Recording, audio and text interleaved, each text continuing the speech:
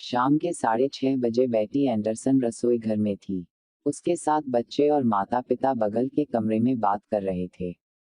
उसका पति अस्पताल में एडमिट था। धीरे धीरे अंधेरा छा रहा था। अचानक घर की बिजली गुल हो गई।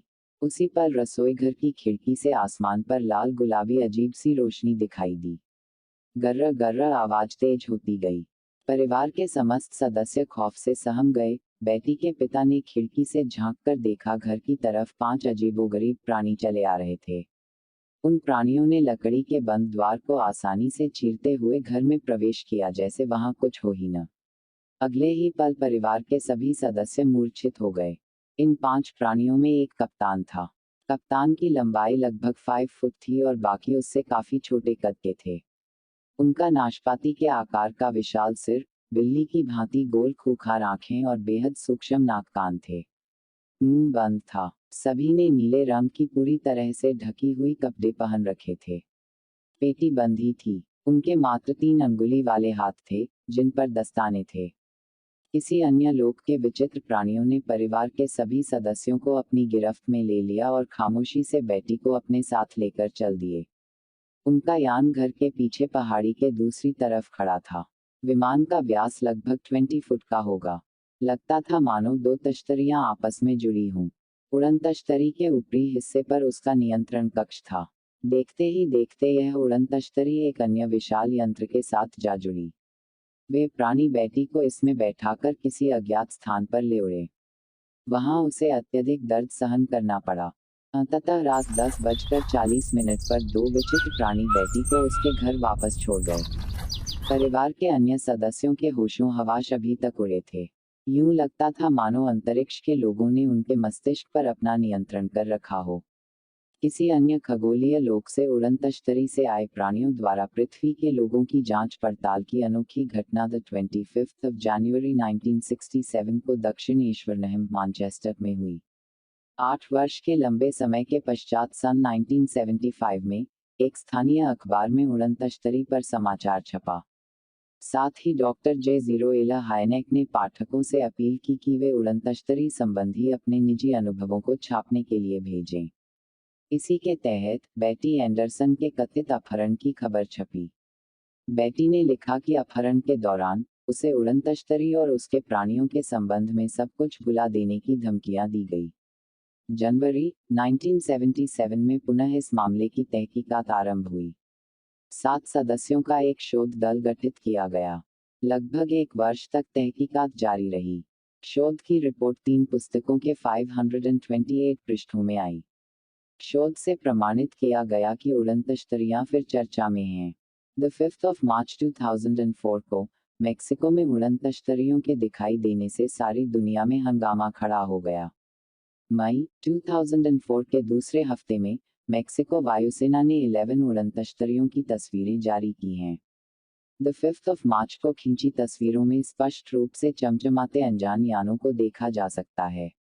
एक दूरसंवेदी विमान के पायलटों ने राडार के द्वारा इन्हें खींचा है। कहते हैं कि पहले विमान के एक पायलट को सुदूर आकाश में कुछ चमचमाता नजर आया। वह हैरान रह गया। क्षण भर में कुछ और चमचमाती चीजें और उभरने लगी। माना जाता है कि राडार द्वारा उड़न तश्तरियों की इस कदर साफ तस्वीरें पहली बार खींची गई हैं। उड़न तश्तरियां वास्तविक थीं और समझदार व्यवहार करती बताई जाती हैं। विशेष रूप से जब विमान ने इनका पीछा किया, तो उड़न तश्तरियों ने सफाई से अपनी दिशा बदल ली। ध्यान देने वाली बात है कि आज तक 140 देशों में 65,000 से भी अधिक उड़न तश्तरियां देखी गई हैं। अमेरिकी उड़न तश्तरी शोध विभाग के पूर्व निदेशक डॉक्टर जे जीरो एला हायनेक के अनुसार उड़न तश्तरी देखने की लगभग 1,000 खबरें प्रति वर्ष दर्ज की जाती हैं। संभवतः पहली बार प्रमाणित उड़न तश्तरी 14th of August 1883 को मेक्सिको में देखी गई थी। उस दिन जाकरेस अंतरिक्ष शोधशाला के तत्कालीन निदेशक जास बानेला ने विभिन्न आकारों के करीब 400 ठोस पिंड सुदूर सूर्य के निकट घूमते हुए देखे। उसने उन उड़न तश्तरियों के फोटो भी खींचे थे। उड़न तश्तरी देखने वालों में दुनिया का सबसे प्रसिद्ध व्यक्ति अमेरिका का भूतपूर्व राष्ट्रपति जिमी कार्टर है। 20 अन्य व्यक्तियों के साथ जिमी कार्टर ने 6 फरवरी 1969 को सायं 7:30 बजे एक उड़न तश्तरी देखी थी। उस वक्त वे स्थानीय लायंस क्लब के सदस्यों की एक बैठक को संबोधित करने जा रहे थे। कार्टर का कहना था कि वह उड़न तश्तरी चांद से कुछ छोटी गोलाकार थी और देखते ही देखते उसका रंग नीले से लाल में बदल रहा था। उन्होंने उड़न तश्तरी को करीब 10-12 मिनट तक देखा था। उड़न तश्तरियों पर विभिन्न शोधों से एक सच्चाई उभरकर सामने आई कि पृथ्वी के अलावा किसी अज्ञात खगोलीय ग्रह से कुछ उड़न तश्तरियां एक साथ छोड़ी जाती हैं। इसलिए उड़न तश्तरियां धरती पर 2-4 दिनों के अंतर पर अलग-अलग स्थानों पर देखी जाती हैं। भारत में 1980 के अक्टूबर महीने की 5, 7 और 8 तारीख को क्रमशः बिलासपुर मध्य प्रदेश, लखनऊ U0 और पटना बिहार में उड़न तश्तरियां देखी गई। मानना है कि उड़न तश्तरी अपने साथ तूफान, चक्रवात और बाढ़ें लाती हैं। लगभग 20 वर्ष पूर्व अमेरिका में बहुत हो हल्ला मचा।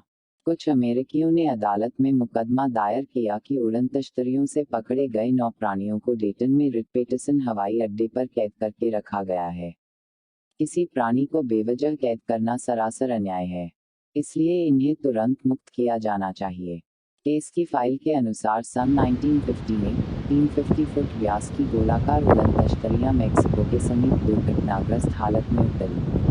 इनमें से निकले 9 विचित्र प्राणियों को कैद कर लिया गया था।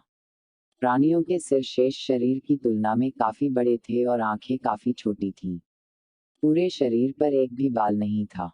अमेरिकी सुरक्षा मुख्यालय पेंटागन ने मामले की बारीकी से छानबीन की मगर नतीजों को सार्वजनिक नहीं किया गया। क्या उड़न तश्तरियों का बात सही है? पुरानी मान्यताओं के अनुसार हजारों वर्षों से दूसरे ग्रहों से प्राणी पृथ्वी पर उतरते रहे हैं।